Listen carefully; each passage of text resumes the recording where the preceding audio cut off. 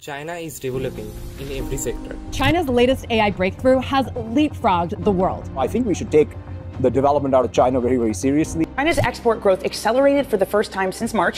কিন্তু অন্যদিকে ভারত যেন হাঁটছে উন্নয়নের উল্টো দিকে।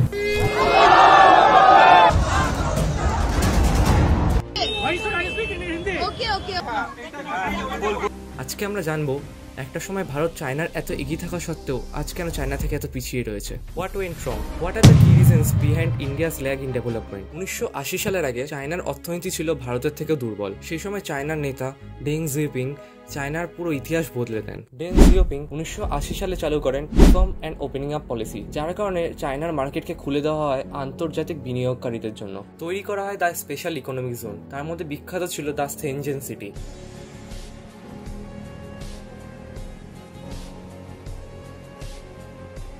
শেনজেন ছিল একসময় এক মৎস্যজীবীদের গ্রাম, যেখানকার মানুষরা মাছ শিকার করে নিজেদের জীবনযাপন করত।